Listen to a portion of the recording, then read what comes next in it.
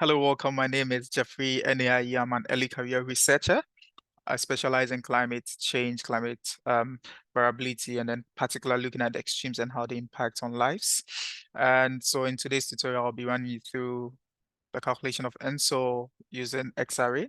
So ENSO is typically the El Nino Southern Oscillation. There's a tropical Pacific event, and what happens in here is that we've got the sea surface temperature that's sort of oscillating. This interacts with also atmospheric changes and impacts on global phenomenon. Now, what happens is that this is driven by the trade winds. If the trade winds are weakened, then the warmer SSTs are confined to the eastern part of the tropical Pacific, leading to more rainfall events and then flooding along the southern Americas, whereas the Australian parts are experiencing drought. The reverse is seen during the La Nina because the trade winds are intensified, and then there's a colder SST along the eastern part. And so the southern Americas will experience some dryness, whereas the Australian ends is wetter. And so to go on to what we have, we first import our packages. We would make use of the CathoPy .crs. We would import also matplotlib.pyplot as PLT, import Xarray to read multidimensional data.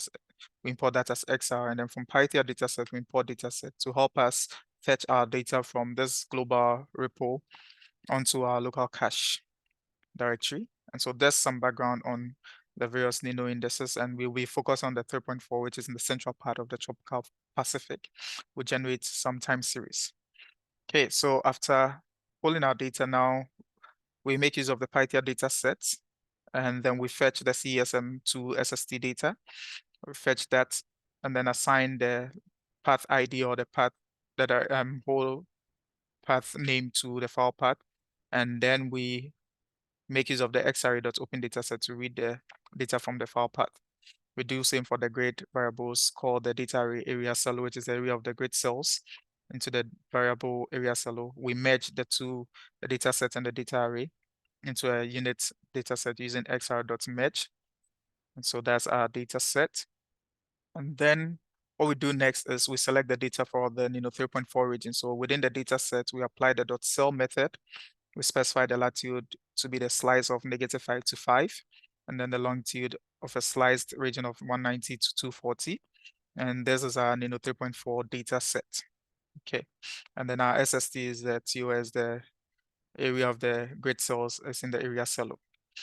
So now after doing that, we'll then group our data into clusters. So we group this into 12-month clusters. So we pick the 3.4 data, select the SST, group by time.month. So all the Januaries are in one group, or the Februaries in one group, or then on to December.